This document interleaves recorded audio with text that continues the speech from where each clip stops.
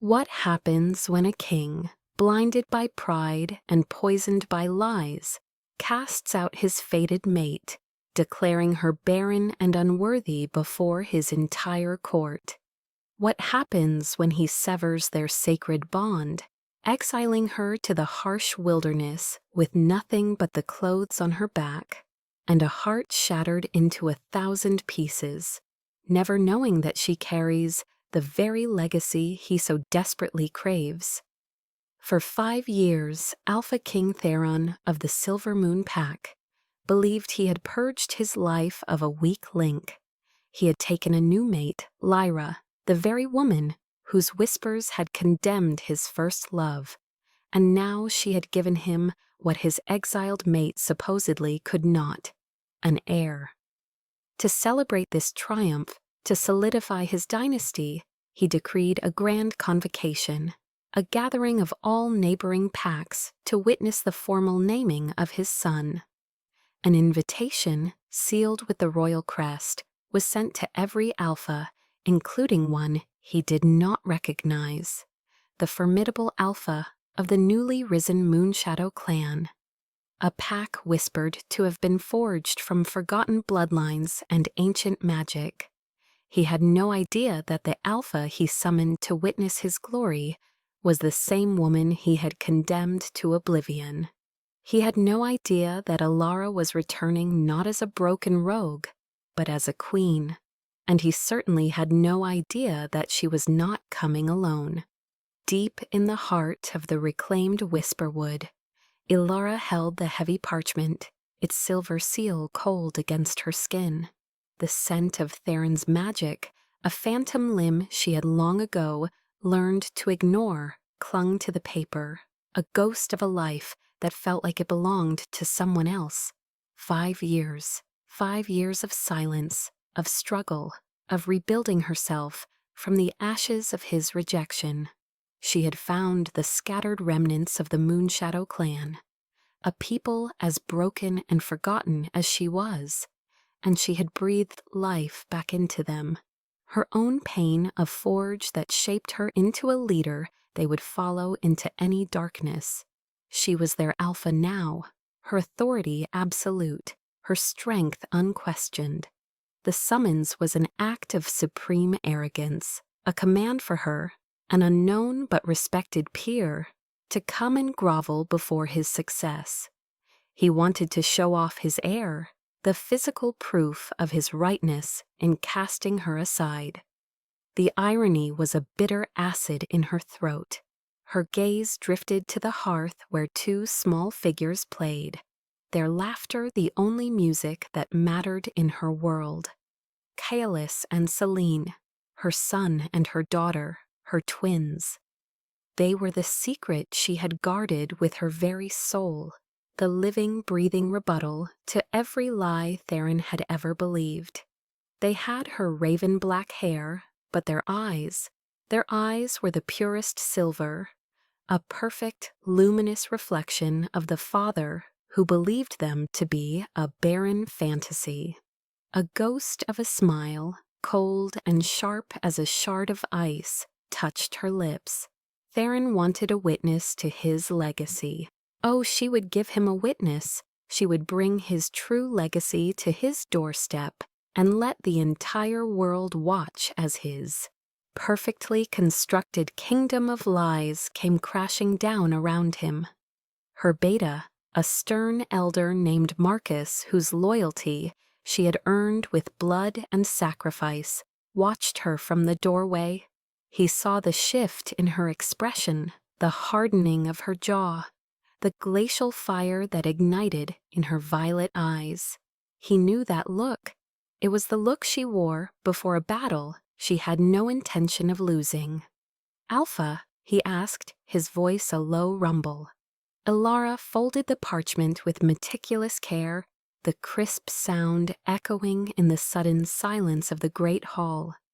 She did not need to look at her children to feel their presence, their vibrant life force, their undeniable connection to the man who had discarded her.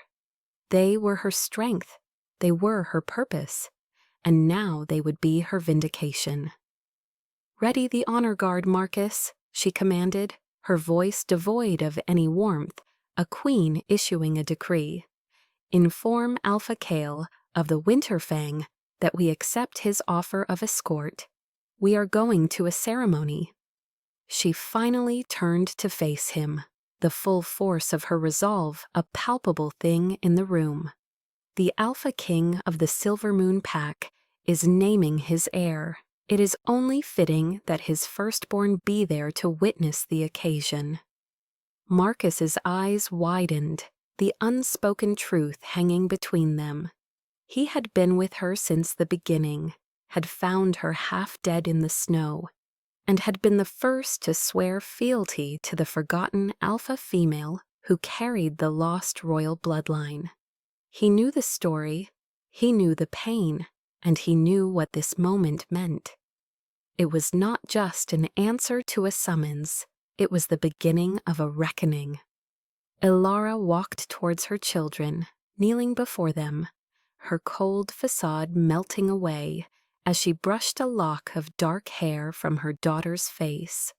Celine looked up, her silver eyes shimmering with an innocent curiosity that twisted something in Elara's chest. Kalis, ever the little protector, stood beside his sister, his own silver gaze more serious, more knowing. He had his father's eyes, but he had her spirit. He would not be broken. She would teach them what true strength was, not the hollow power of a crown built on deceit, but the unyielding resilience of a spirit that had been shattered and had painstakingly pieced itself back together, stronger than before. Theron had wanted an heir to secure his power.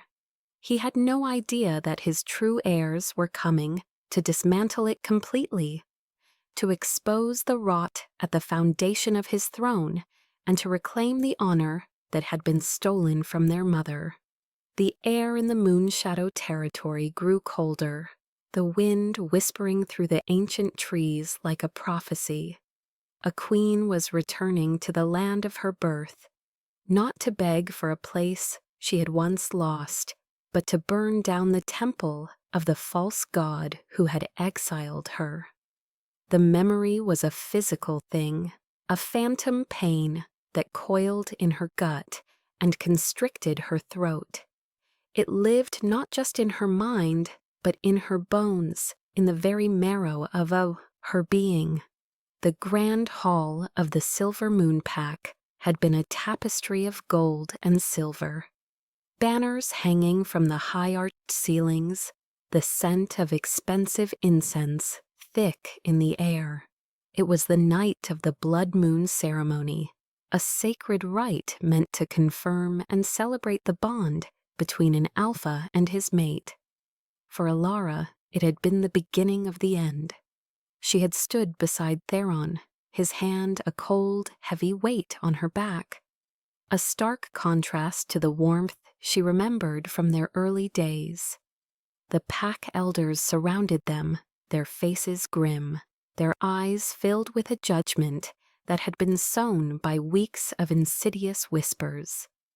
The whispers had started with Lyra, her cousin, whose jealousy had been a constant, simmering poison throughout their lives.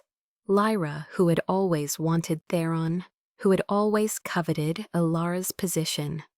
The whispers were subtle at first, concerns about Elara's health, her delicate constitution.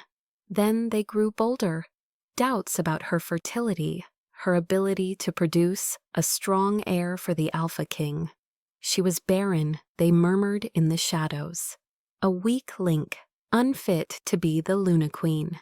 Theron, once her fiercest defender, had grown distant, his mind clouded by ambition and the pressure of his council. He saw her not as his fated mate, but as a political liability.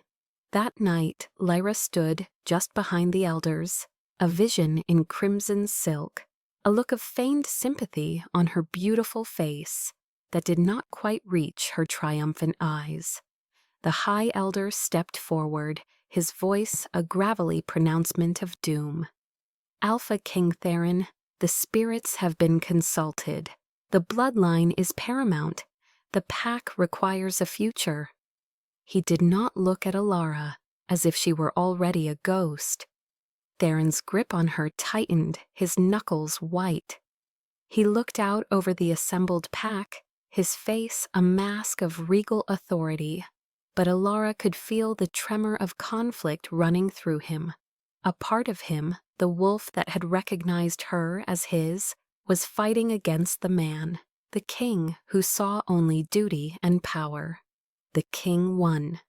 "Alara of the Silver Moon," he began, his voice booming through the cavernous hall, each word a hammer blow against her heart.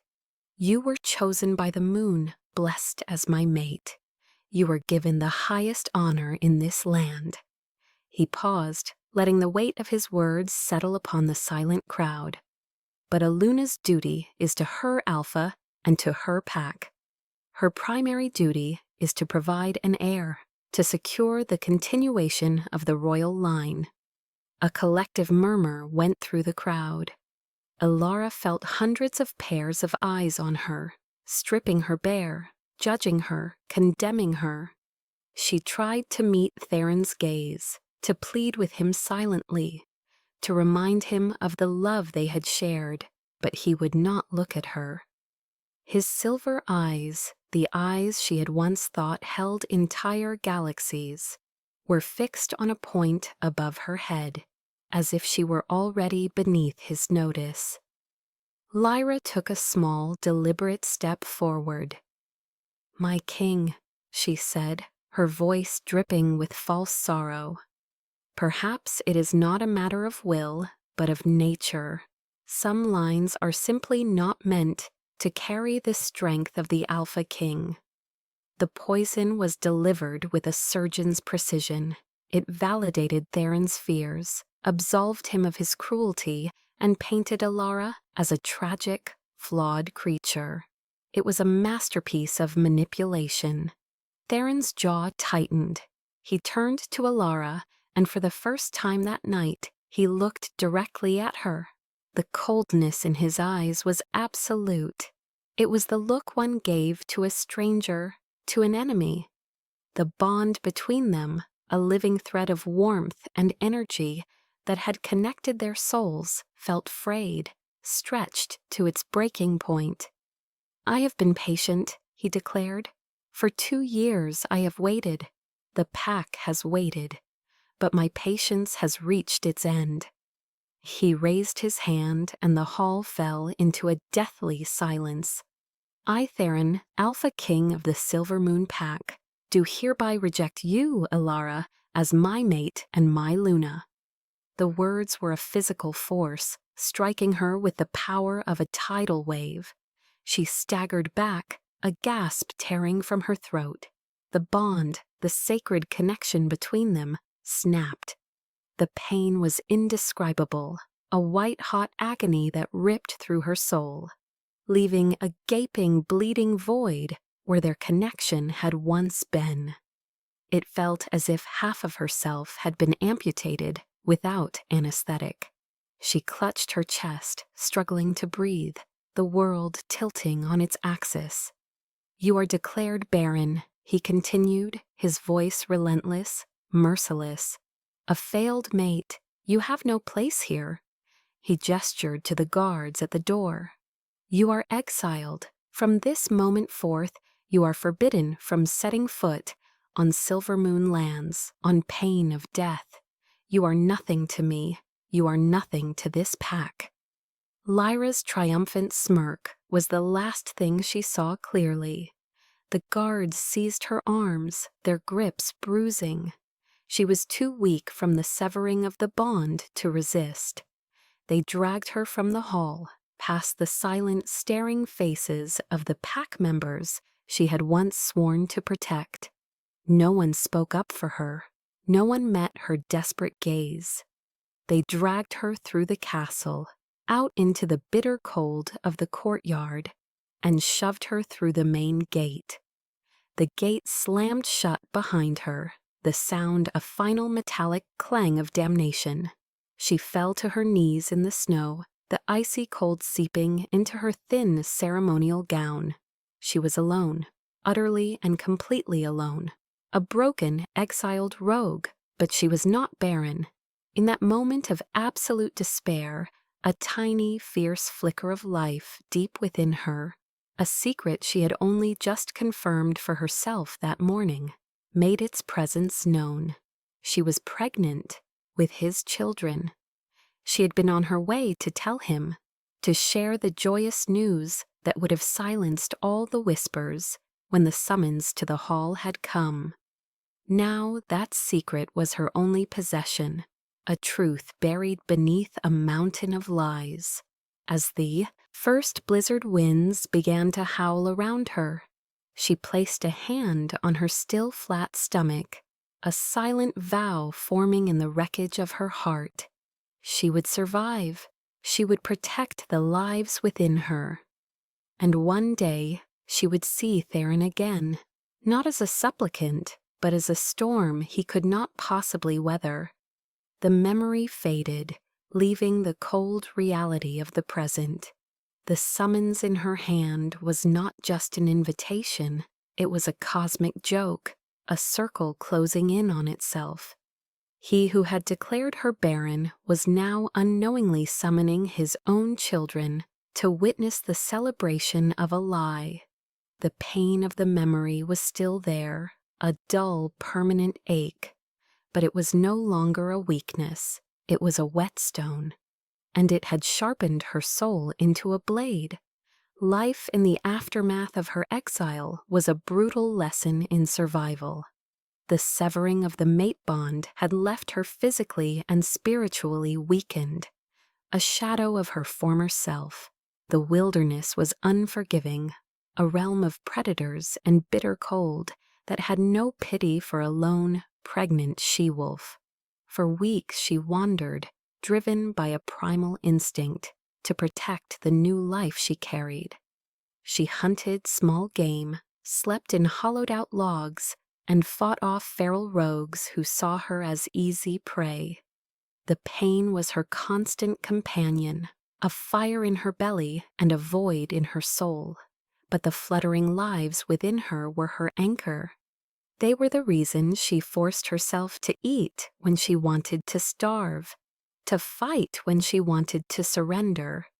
It was during a particularly vicious snowstorm that she stumbled, half frozen and on the verge of collapse, into a hidden valley. The valley was shielded by ancient, towering pines and warmed by geothermal springs, a small pocket of life in a world of ice. And it was inhabited. They were the last of the Moonshadow clan, a pack thought to have been wiped out generations ago. They were a people of survivors, scarred and wary. Their numbers dwindled to a few dozen families.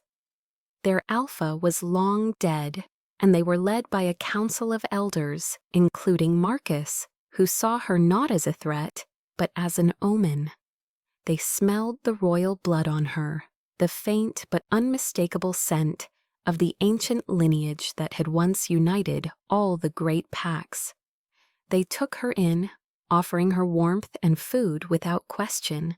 They saw the deep, soul-crushing grief in her eyes and did not pry. They simply gave her space to heal, and heal she did, slowly, painfully. The physical wounds faded, but the spiritual chasm left by Theron's rejection remained. Yet, as her belly grew, so did her resolve. She was no longer just Alara, the cast-off mate. She was a mother. That identity superseded all others. When Kalis and Selene were born, under the light of a new moon, the clan celebrated. The sight of the two healthy pups, one boy and one girl, was a sign of hope for a people who had known little of it. And when the elders saw their eyes, the luminous, unmistakable silver of the Silver Moon royal line, they understood. They knew her story without her having to speak a word of it. They knew the magnitude of the injustice she had suffered. It was Marcus who first knelt before her. He had watched her for months, had seen the steel in her spine, the fierce, protective love she had for her children, and the innate leadership she possessed. "You carry the blood of the first Alpha," he said, his voice resonating with ancient respect. "You have suffered a great wrong, but the moon goddess does not make mistakes. She sent you to us. Lead us, Alpha Alara. Help us rebuild. Help us become strong again." The other families followed his lead, one by one, kneeling before her and her children. In their eyes, she saw not pity, but a reflection of her own fierce desire for a new beginning. They were not offering her a place to hide. They were offering her a crown. She accepted. The weight of responsibility settled on her shoulders, not as a burden, but as a purpose. She threw all her energy into her new role. She trained their warriors, organized their hunters, and used her knowledge of pack politics and strategy, the things she had learned at Theron's side, to fortify their position. She taught them to be disciplined, to be proud, and to believe in themselves again. The Moon Shadow clan rose from the ashes under her command. They reclaimed their ancestral lands, built a new stronghold, and their numbers began to grow as they welcomed other worthy rogues and outcasts into their fold. Alara was not a gentle alpha. She was demanding, she was strategic, and at times she was ruthless. The wilderness had taught her that mercy was a luxury one could not always afford. But she was fair, and she was fiercely protective of her own. Her pack adored her. They saw her children with their mother's quiet strength and their absent father's striking eyes as the living symbols of their clan's rebirth. 5 years passed in this way, 5 years of building a new life, a new identity, a new kingdom. She rarely thought of Theron anymore, or at least she told herself she didn't. But sometimes, in the dead of night, the phantom pain of their broken bond would ache, a reminder of the girl she had been. The summons, when it arrived, was a disruption she had not anticipated. Her first instinct was to burn it, to ignore the arrogant command from a man who was nothing more than a painful ghost. Why should she return to the place of her greatest humiliation? What could she possibly gain? But as she watched Kaelis practicing with a wooden sword, his movements precise and his silver eyes focused, she knew she could not ignore it. This was not just about her, it was about them. They were Theron's children, his firstborn, his true heirs. Whether they ever claimed that title or not, the truth of their lineage deserved to be known. Her honor, the honor he had stripped from her, in front of the world, demanded to be restored. Hiding was the act of a victim, and she was not a victim anymore. She was an alpha. She was a queen. And queens did not hide from the ghosts of their past. They confronted them, and they conquered them. The debate within her was brief but intense. The part of her that was a mother screamed to protect her children from the man who had so easily discarded her.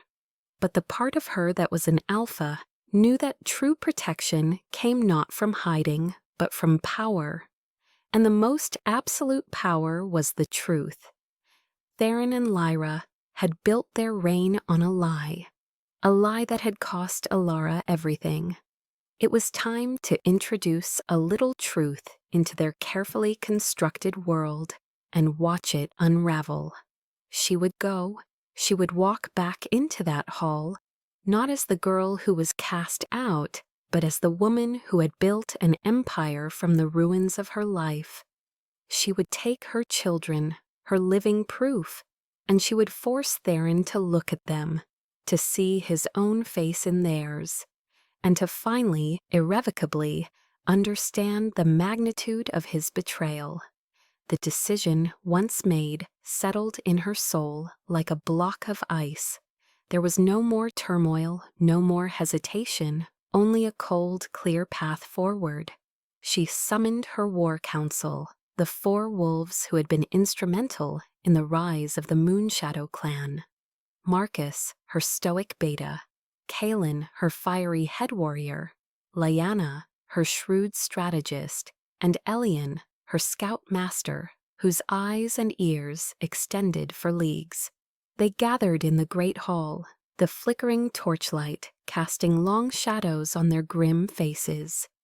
Elara stood before the hearth, the summons lying on the mantelpiece like a venomous snake.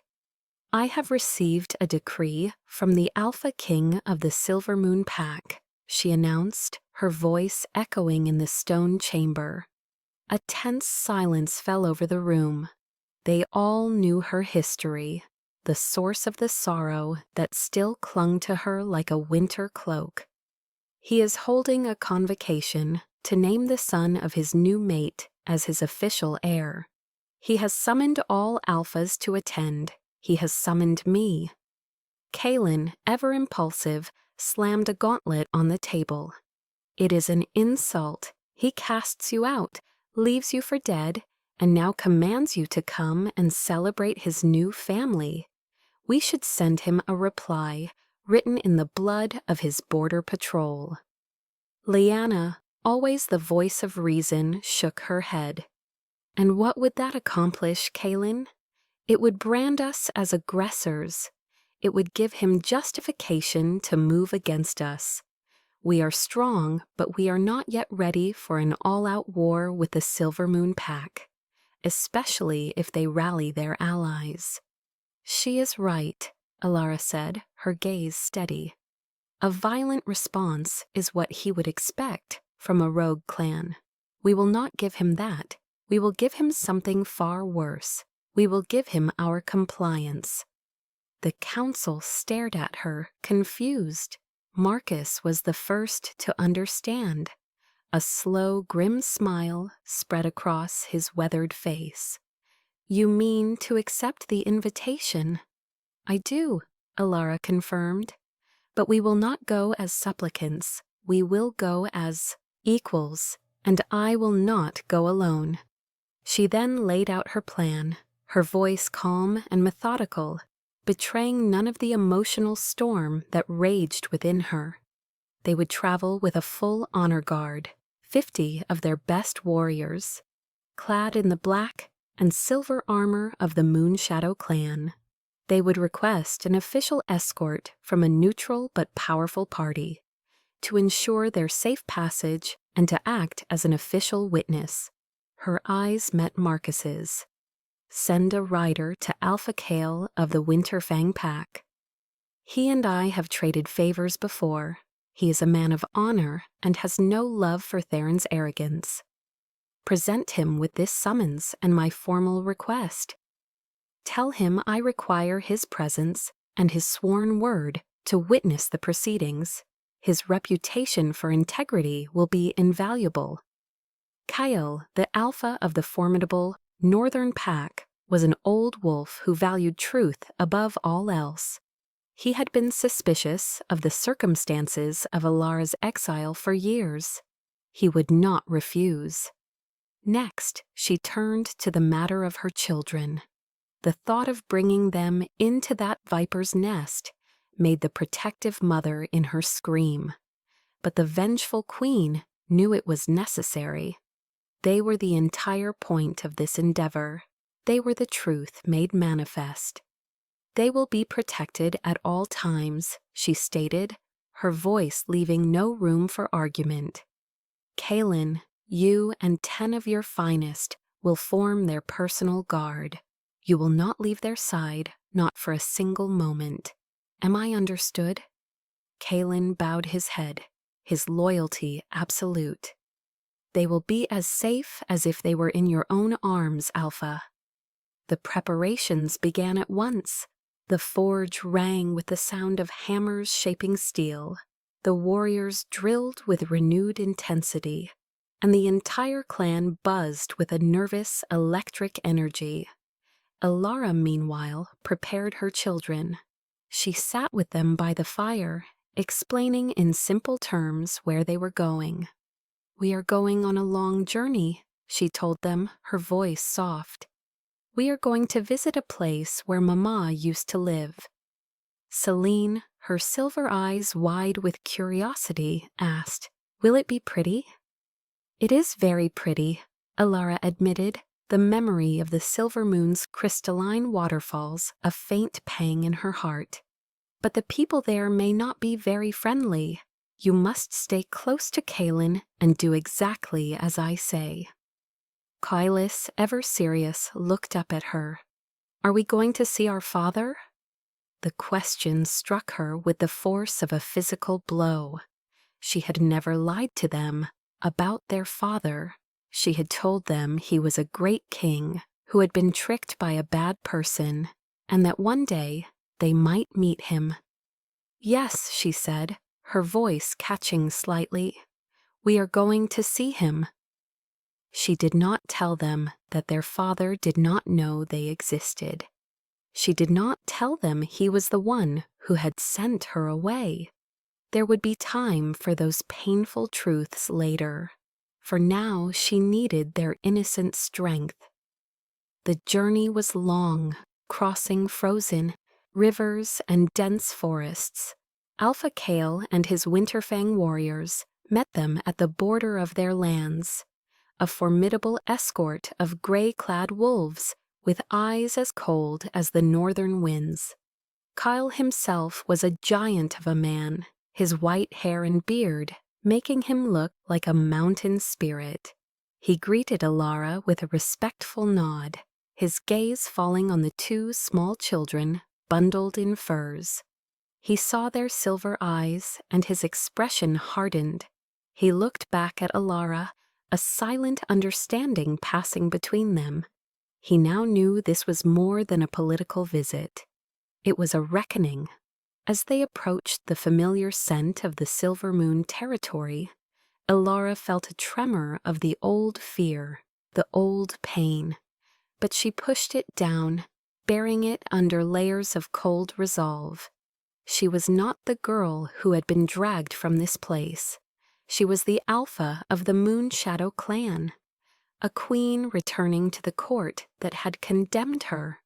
She rode at the head of the procession, her back straight, her chin high. Beside her rode Alpha Kael, a silent, powerful statement of her legitimacy. Behind her were her children, surrounded by her fiercest warriors. She was a fortress, and she was bringing the storm directly to Theron's gates. The guards at the Silver Moon gates stared in shock at the approaching procession, at the formidable Winterfang warriors mingling with the unknown black-clad soldiers of the Moonshadow. They had been expecting a minor alpha from a fledgling pack, not a veritable army led by two powerful leaders. One of them blew a horn, its panicked sound echoing through the valley. The king would be alerted. Good, Elara thought, a cold smile touching her lips. Let him wonder. Let him worry. Let the fear begin to seed itself in his arrogant heart. The games had just begun. The grand gates of the Silver Moon Citadel, carved with intricate scenes of triumph and power, swung open to admit them. Elara rode through the very archway from which she had been cast out 5 years prior, but this time she did not stumble in the snow. She rode a magnificent black warhorse, her posture regal, her expression unreadable. Flanked by the grim-faced Alpha Kael and her own elite honor guard, she was not a rogue returning to beg, but a foreign dignitary arriving for a state visit. The courtyard was a hive of activity. Stable hands rushed to take their mounts, servants scurried about, and guards in polished silver armor stood at stiff attention, their eyes wide with a mixture of confusion and apprehension. They saw the direwolf sigil of the Winterfang, and the unfamiliar shadow cat crest of the moon shadow, and they understood that this was no minor delegation. Theron and Lyra stood at the top of the grand staircase, leading into the great hall, waiting to receive their guests. From her vantage point, Alara could see them clearly. Theron looked much the same, powerful, imposing, his silver eyes still sharp and commanding, though perhaps with new lines of stress around them. He radiated an aura of absolute authority, the Alpha King in his prime. Beside him, Lyra was a vision of perfection in a gown of emerald green, her hand resting possessively on Theron's arm. She was smiling, a practiced, welcoming expression for the visiting alphas, but Alara could see the flicker of unease in her eyes as she took in the size and power of their retinue. They did not recognize her. To them, she was simply the mysterious alpha of the Moonshadow clan. The name meant nothing. The face, hardened by years of struggle and command, was no longer that of the soft, heartbroken girl they had exiled. Alara dismounted, her movements fluid and deliberate. She handed the reins to a waiting stable boy and ascended the stairs, her black riding leathers a stark contrast to the colorful finery of the Silvermoon court. Alpha Kale walked beside her, his massive presence a silent warning. Her children remained below, shielded from view by Kalen and his warriors, just as she had planned. The reveal had to be timed perfectly. As she reached the top of the stairs, Theron stepped forward, his kingly smile in place. "Alpha," he began, his voice a smooth, deep baritone that scraped against her raw nerves. "Welcome to Silvermoon. I am Alpha King Theron. We are honored by your presence at our celebration." He extended a hand. Alara ignored it. She simply stared at him, her violet eyes cold and piercing, letting the silence stretch, letting the discomfort build. She watched the smile falter slightly on his lips, a flicker of irritation crossing his features. He was not accustomed to being ignored. Lyra stepped into the breach, her voice like honeyed poison. "You must be the alpha of the Moonshadow clan. We have heard whispers of your fledgling pack. It is so good of you to travel all this way. We do hope the journey was not too arduous for you." The condescension was palpable. Fledgling pack. Arduous journey. She was painting Alara as a minor leader from a backwater territory, overwhelmed by the splendor of their court. "The journey was acceptable," Alara replied, her voice low and even, carrying easily in the sudden quiet. "And you are Luna Lyra. I remember you." The words were simple, but they landed with calculated force. Lyra's perfectly painted smile tightened. Confusion warred with suspicion in her eyes. How could this strange alpha possibly know her? Theron's gaze sharpened. He studied Alara's face, a frown creasing his brow. There was something familiar in the curve of her jaw, in the shade of her eyes, but he couldn't place it. The woman before him was a stranger, cold, powerful, and utterly self-possessed. She was nothing like the weeping, broken girl he had cast out into the snow. "Have we met?" he asked, the question laced with regal impatience.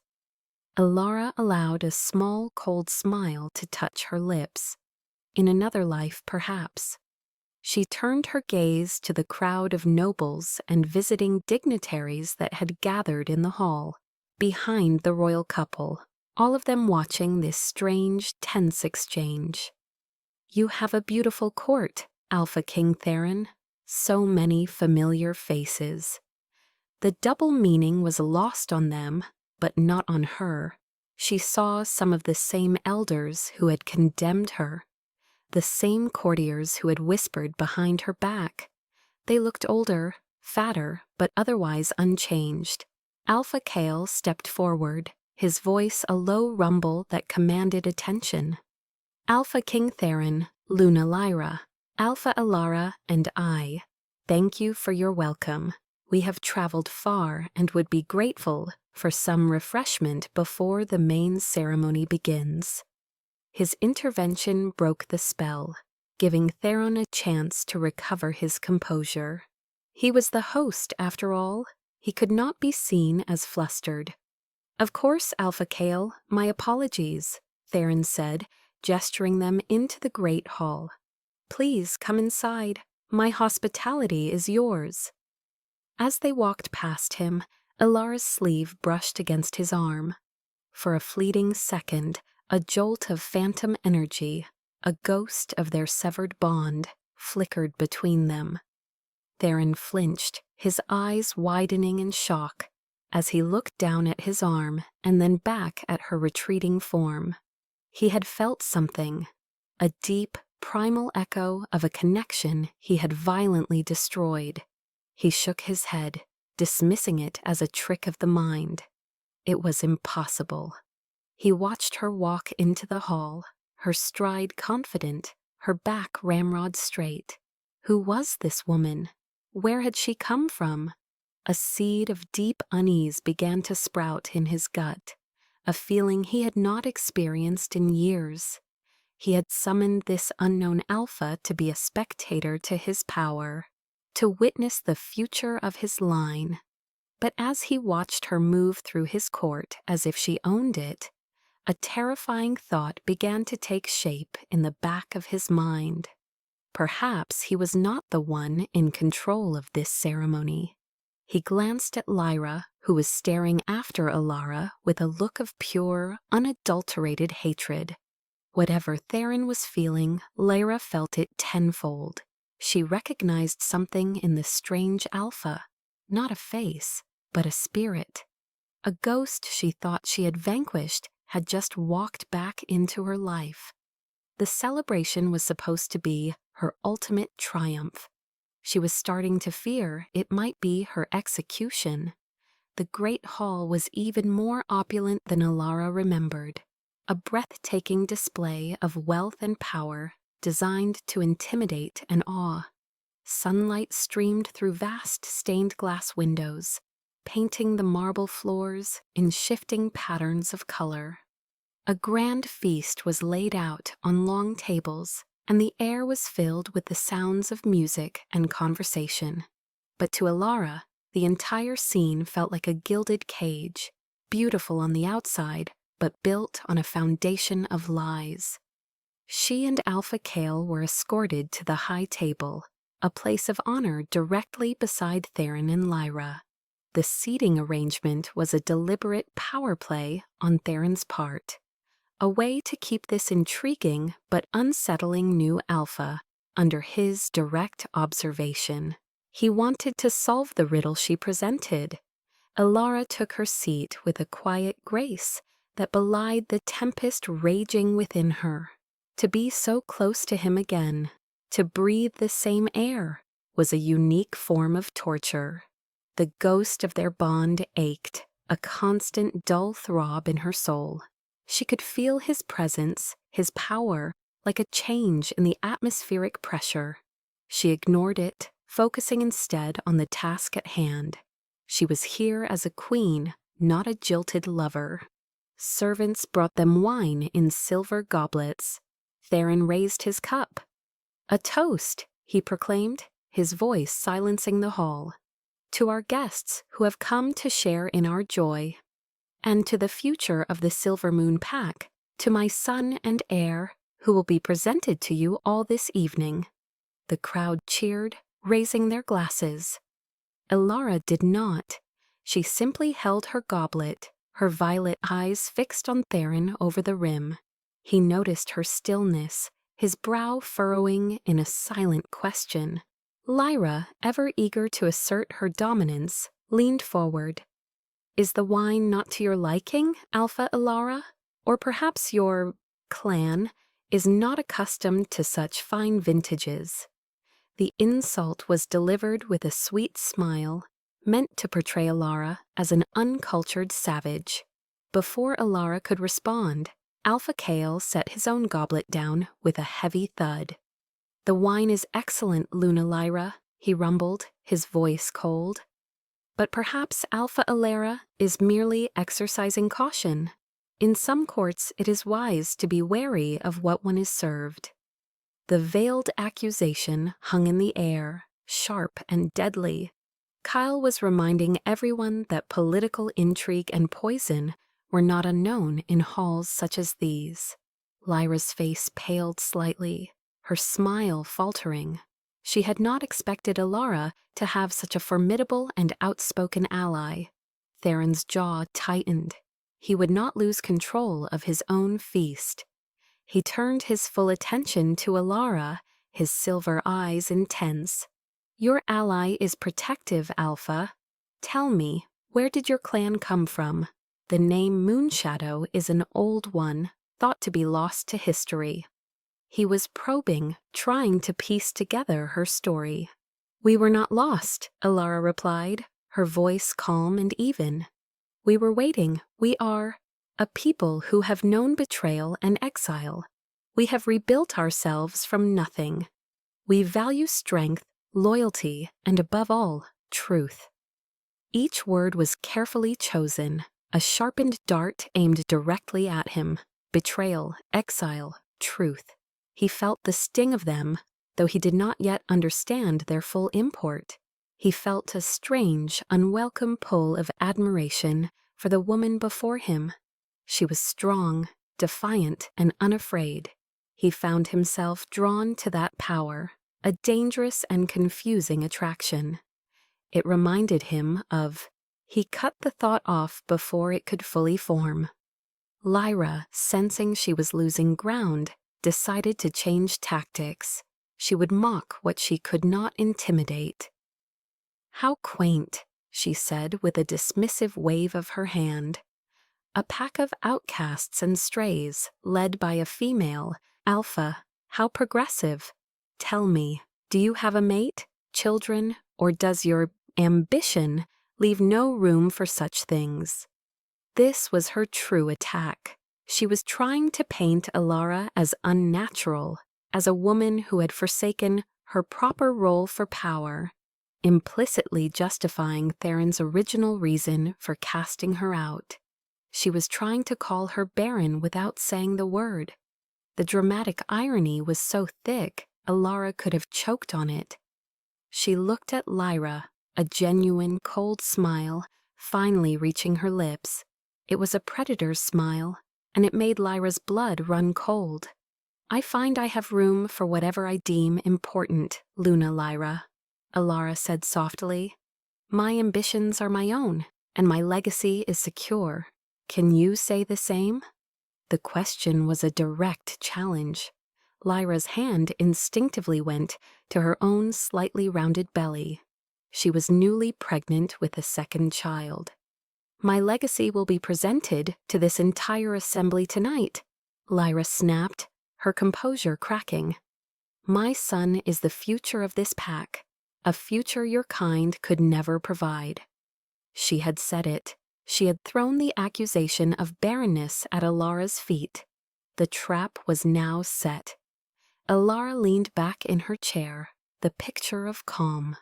She took a slow, deliberate sip of her wine, her eyes never leaving Lyra's. "Legacies can be complicated things," she said, her voice dropping to a near whisper, yet it carried with chilling clarity. "They are built on blood, and blood, as they say, will always out." Theron watched this exchange, a growing sense of dread coiling in his stomach. He felt like a man watching a game of strategy where he no longer understood the rules. This Alpha Alara spoke in riddles, but her words felt like prophecies. He had intended this feast to be a demonstration of his absolute power, a celebration of the perfect world he had built. Instead, an unknown woman with haunted eyes and a powerful ally had walked into his hall and seized control of the narrative without raising her voice. The musicians played on, the guests continued to murmur. But at the high table, a silent war was being waged. Lyra was rattled, Chaol was a stone wall of judgment, and Theron himself was deeply unsettled. Only Alara seemed perfectly at ease, a silent predator waiting for the perfect moment to strike. She knew the time was approaching. Soon they would bring out the boy they called the heir. And then the real performance would begin. The feast was a slow, agonizing prelude, every moment stretched taut with unspoken tension. Ilara ate little, her senses on high alert, cataloging every glance, every whisper. She was a general on a battlefield, and this hall was her field of engagement. The moment arrived with a flourish of trumpets that silenced the hall. The festive music ceased, and a palpable sense of anticipation filled the air. Theron stood, a proud, commanding figure at the head of the table. A genuine smile lit his face, the first Alara had seen that was not laced with suspicion or arrogance. It was the smile of a proud father, and the sight of it was a fresh stab to her heart. This was the joy he had denied her, the joy he had denied their children. "Honored guests, loyal members of the Silvermoon Pack," he began, his voice resonating with power and emotion. "Tonight is a historic night, a night where we secure the future of our great pack. For years I have worked to ensure our strength, our prosperity. But a pack is only as strong as its future, and that future lies in its bloodline." He paused, his silver eyes sweeping across the rapt faces of the crowd. "Tonight I present to you that future. I present to you my son, my heir." On cue, a side door opened, and a nursemaid entered, carrying a small boy of about 4 years old. He was a handsome child, with Lyra's dark, curly hair and a confident little strut. He was dressed in miniature formal robes, the silver crest of the pack embroidered on his chest. The crowd burst into applause and cheers. Lyra rose to stand beside Theron, her face glowing with triumph. She placed a hand on the boy's shoulder, her smile a mixture of maternal pride and victorious gloating. This was her moment. This was the culmination of all her schemes. She was the mother of the future Alpha King.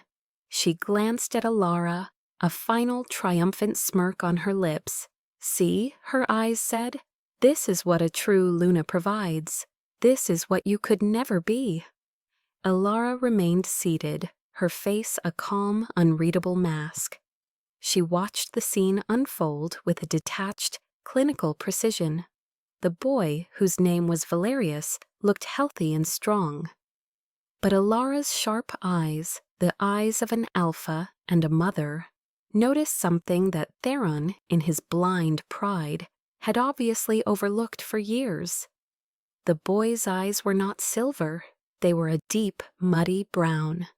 The color of his mother's eyes, perhaps, or some other ancestor, but they were definitively not the luminous, unmistakable silver that marked every single member of Theron's direct royal bloodline for the last 1,000 years. It was the one genetic trait that was absolute, that never wavered. Theron's own eyes were like molten silver. Alara's children's eyes were like polished silver. This boy's eyes were dirt. Theron beamed, lifting the boy into his arms. "I present Valerius of the House of Silvermoon, my firstborn son and the heir to my throne." More cheers erupted, but Alpha Chaol, sitting beside Alara, did not cheer. He leaned towards her, his voice a low, almost inaudible whisper. "The boy's eyes are wrong." "I know," Ilara whispered back. The time was now. She stood up. Her movement was not sudden or aggressive, but it was so full of purpose and authority that it drew immediate attention. The cheering faltered as heads turned towards the high table. Theron, still holding the boy, looked at her, his smile fading into a look of annoyance. "Alpha Alara, do you have something to add to this joyous occasion?" "I do, Alpha King Theron," she said, her voice clear and strong, ringing through the suddenly quiet hall. "You speak of bloodlines. You speak of legacy. These are things of paramount importance to all of us. An heir must be beyond question." Theron's eyes narrowed. "My son's legitimacy is absolute. Do you dare to question it?" Lyra stepped forward, her face a mask of fury. "How dare you? You come into our home and cast aspersions on our child? What gives you the right?" "The truth gives me the right," Alara said simply. She turned from the high table and walked a few steps towards the center of the hall, commanding the attention of every person in the room. "You speak of your firstborn son, but I have to wonder, Alpha King, if you know what your firstborn truly looks like." A confused murmur rippled through the crowd. Theron's face darkened with rage. "I have had enough of your games and your riddles, Alpha. Speak plainly or be silent." "Very well," Alara said, her gaze locking with his. "I will speak plainly." She raised her hand and gave a sharp, clear signal to Marcus, who was standing near the main entrance. The great doors of the hall swung open. Kaelin, her head warrior, walked in. He was not alone. By each hand he held a small child, a boy and a girl no more than 5 years old, with raven black hair and dressed in the simple but well-made clothes of the Moonshadow clan. They walked with a quiet confidence, their small faces serious as they scanned the massive room. They were not intimidated. They were alphas in the making. The crowd gasped. The children were beautiful. But that was not what stole the breath from their lungs. It was their eyes. As they stepped into the light, their eyes shone with a pure, luminous, and utterly unmistakable silver. They were the exact shade, the exact intensity, as the eyes of the Alpha King currently holding another boy in his arms. Theron froze. The boy in his arms suddenly felt heavy, alien. He stared at the 2 children walking towards him, and his world tilted on its axis. He saw his own eyes, his father's eyes, the eyes of his entire lineage, staring back at him from the faces of 2 children he had never seen before. A primal part of his wolf soul screamed at him. A scent he hadn't known he was missing, suddenly flooding his senses. The scent of his own blood, his own pups. He looked from the children to the cold, composed face of Alpha Alara, and for the first time he truly saw her. The face was harder, the eyes colder, but beneath it all, he saw the woman he had loved, the woman he had destroyed. Alara. It was Alara. The name exploded in his mind, a realization so profound it nearly brought him to his knees. Alpha Alara of the Moonshadow clan was the mate he had exiled, and the children with his eyes. The boy in his arms, Valerius, suddenly seemed like a stranger, a fraud. Theron's gaze snapped to the boy's eyes, truly seeing them for the first time. Brown. They were brown, not silver. How had he never noticed? How had he been so blind? Lyra saw the direction of his gaze, saw the dawning horror on his face, and she began to tremble. Her perfect world, her carefully constructed lie, was shattering before her very eyes. "Theron, my love, don't listen to her," she stammered, grabbing his arm. "She is a witch. She is using dark magic to trick you." But her words were hollow, drowned out by the deafening truth that was now walking steadily across the marble floor. Alara stopped before the dais, her children standing proudly at her side. She looked up at the man on the throne, the man who had called her barren and a failure. "You wish to present your heir, King Theron?" she said, her voice filled with an icy calm that cut through the chaos. "Allow me to do the same. I present Kalis and Selene, your son and your daughter, your firstborn, your true heirs." The silence that fell over the great hall was absolute, a heavy, suffocating blanket of shock and disbelief.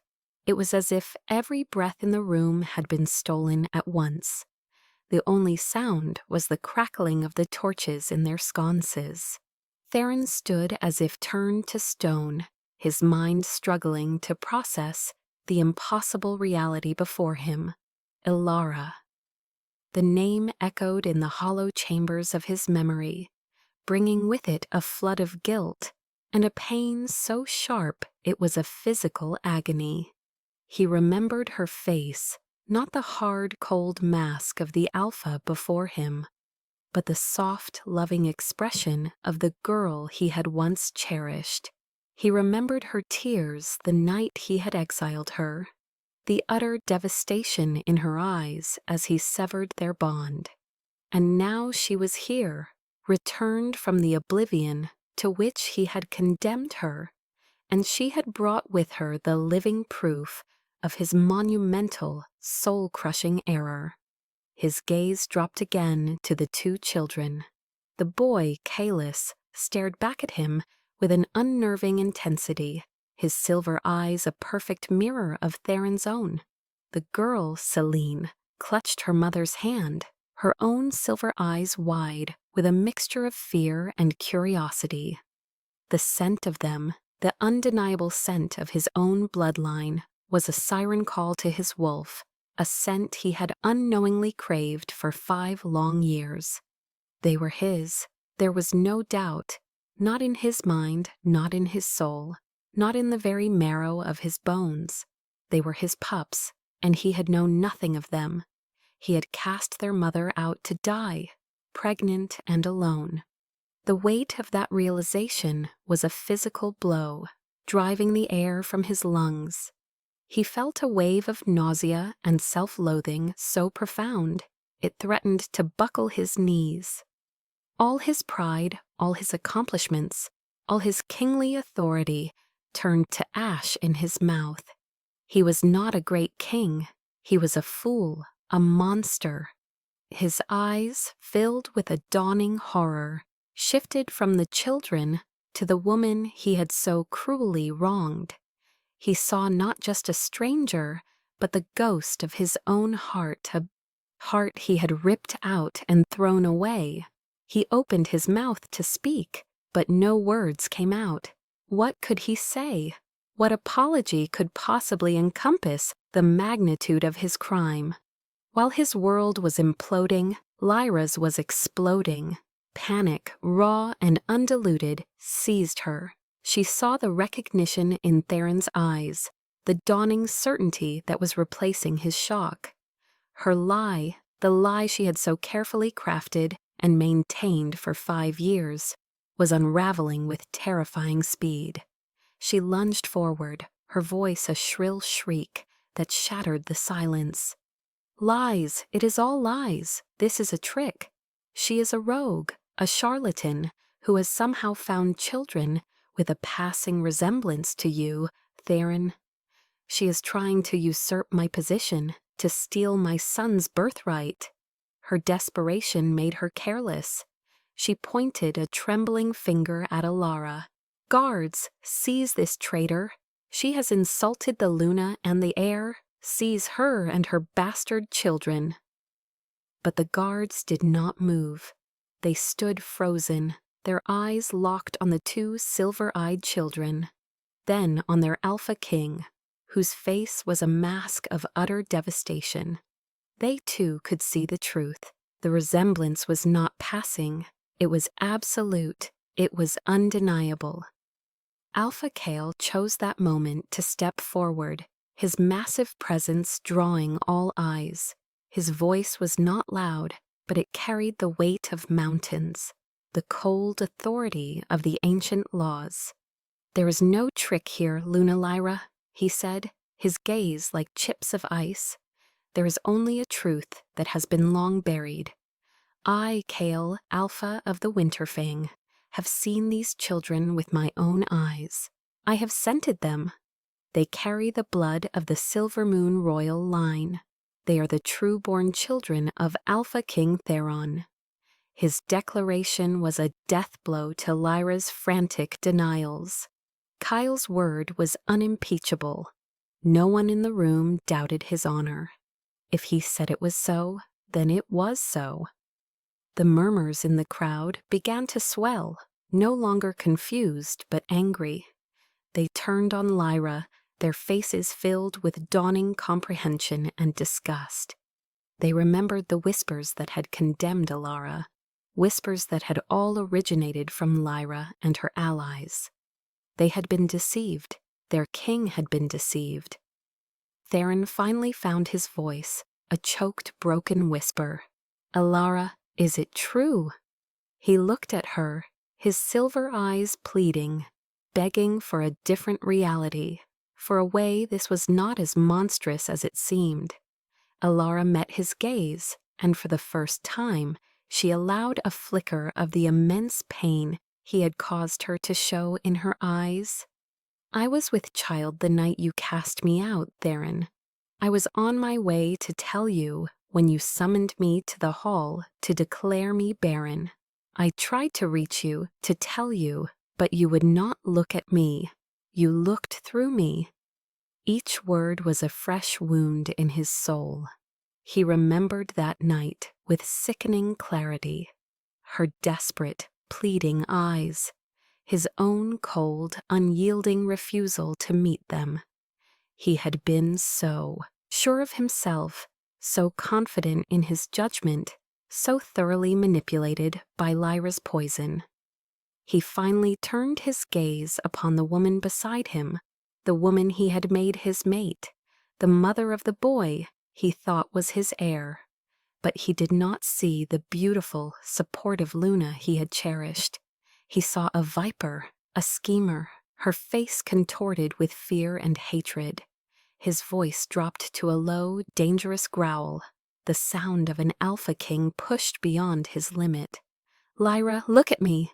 She flinched, refusing to meet his eyes. "Tell me the truth," he commanded, his voice shaking with a rage that was terrifying to behold. "Valerius, is he my son?" Lyra began to sob, her body trembling uncontrollably. Her silence was all the answer he needed. The truth crashed down upon him with the force of an avalanche. The woman he had exiled was innocent. The children he had never known were his true heirs. And the woman he had elevated, the woman he had shared his bed and his throne with for 5 years, had betrayed him in the most fundamental way possible. His entire life, his entire reign was a lie. The confession, when it came, was not a shout but a whimper. Lyra collapsed to the floor, her carefully constructed facade of a queen crumbling into the pathetic heap of a cornered liar. "He's not yours," she sobbed, the words tumbling out between gasps. "His father was a guard, a captain I was with before you chose Alara. I thought I had lost you. When you made her your mate, I was already carrying his child. I used the pregnancy to convince you she was barren and I was fertile. I had to secure my place." The sheer audacity and cruelty of the deception left the hall breathless. She had not only lied about her own child, but she had orchestrated the complete and utter destruction of an innocent woman's life to achieve her ambitions.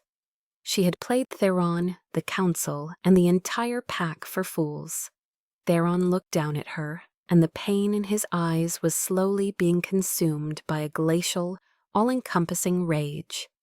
This was the woman for whom he had sacrificed his fated mate. This was the lie for which he had disowned his own children. He slowly lowered Valerius, the boy who was not his son, to the floor. The child, confused and frightened by his mother's hysterics, and the terrifying anger radiating from the man he knew as his father, began to cry. Theron paid him no mind. His entire focus was on Lyra. "You," he snarled, the word dripping with a venom that made even the most hardened warriors flinch. "You did this. You poisoned my mind against my own mate. You made me exile her. You made me sever the bond." The last words were spoken with a self-loathing so profound it was a tangible force. The pain of that act, a spiritual wound he had long suppressed, ripped open anew, now magnified by the knowledge of what he had truly lost. He had not just severed a bond with a barren mate, he had severed his connection to the mother of his children. He had orphaned his own pups with his own hands. He took a menacing step towards Lyra, his wolf clawing at the surface, demanding blood. "You will pay for this. For every lie, for every moment of her suffering, you will pay." It was Alara who intervened. "No, Theron," she said, her voice cutting through his rage with chilling authority. He stopped, turning to look at her, his expression a maelstrom of confusion and pain. "Her fate is not for you to decide alone," Alara continued, stepping forward, her children still at her side. She looked down at the weeping form of her cousin, not with hatred or even pity, but with a cold, detached finality. "She committed a crime not just against you, but against me. She stole my home, my honor, and my name.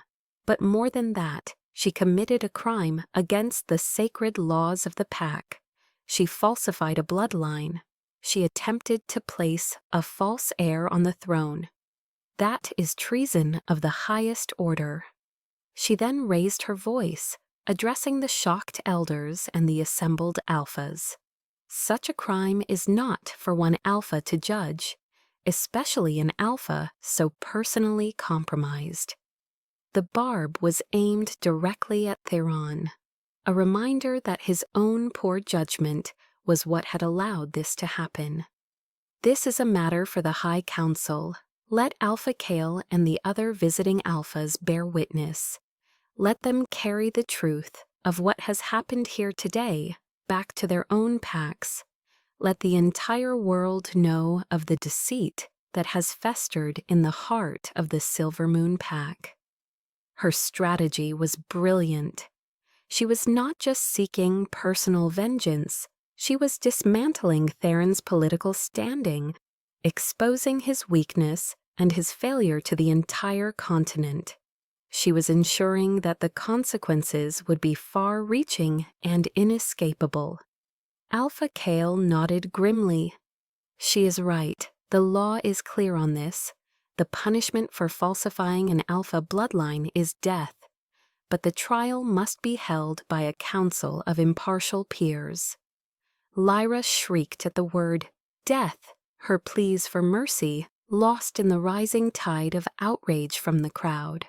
They were no longer just watching a family drama. They were witnessing the exposure of a deep-seated treason that threatened the stability of all their packs. Theron, his rage momentarily checked by the cold, hard logic of pack law, looked utterly lost. He had lost his mate, his heir, his honor, and now even the right to pass judgment in his own hall. He was a king in name only, his authority shattered. He finally turned his gaze back to Alara, his eyes filled with a desperate, pathetic hope. "Alara," he breathed, taking a hesitant step towards her, towards their children. I didn't know. If I had known, please, our children, our bond." He was stumbling towards a plea for reconciliation, a desperate attempt to reclaim what he had thrown away. Alara silenced him with a single raised hand. The look in her eyes was not one of forgiveness. was not one of lingering love. It was one of utter and complete finality. "There is no our bond, Theron," she said, her voice like the cracking of a glacier. "You destroyed that. You burned that bridge with your own hands. And you are mistaken about these children."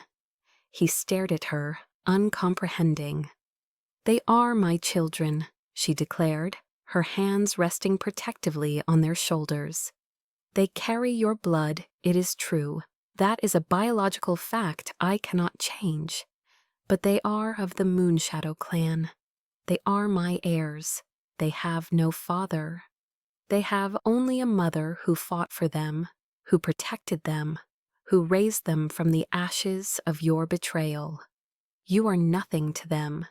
You are a stranger with their eyes." The rejection was absolute, more devastating than any physical blow. She was not just denying him a future, she was erasing him from their past. She had come not to reclaim her place at his side, but to claim her children's legacy for herself and her own clan. She had won. Not by becoming his queen again, but by proving she no longer needed to be.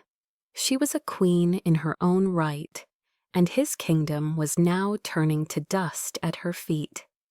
The aftermath was a symphony of ruin.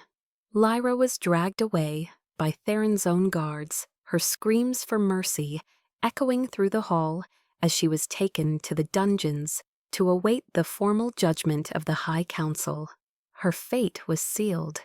The young boy, Valerius, stood alone and crying in the middle of the room until one of the nursemaids, her face streaked with tears of pity and shame, finally scooped him up and carried him away. He was the most innocent victim in the whole sordid affair, a pawn in his mother's vicious game. Theron stood amidst the wreckage of his life, a king on a crumbling throne. The adoring faces of his pack were now a mixture of pity and contempt. The visiting alphas watched him with cold, calculating eyes, assessing his weakness, sniffing out the power vacuum. He had been exposed not just as a fool, but as a weak alpha, easily manipulated and blinded by pride. Such a reputation was a death sentence in the predatory world of pack politics. He took another step towards Alara, his hand outstretched, his expression one of complete desperation. "Alara, please," he begged, his voice cracking. "Don't do this. They are my children. I need a chance to know them, a chance to make this right." Alara looked at his outstretched hand, the hand that had once held hers with such love and had later gestured for the guards to drag her away. She felt a flicker of something, a ghost of the girl who would have given anything to hear those words 5 years ago. But that girl was dead, frozen to death in the snows of her exile. The woman who stood in her place was forged of ice and iron. "A chance?" she repeated, her voice soft but laced with venom. "You had your chance. You had 2 years of chances while Lyra whispered her poison in your ear.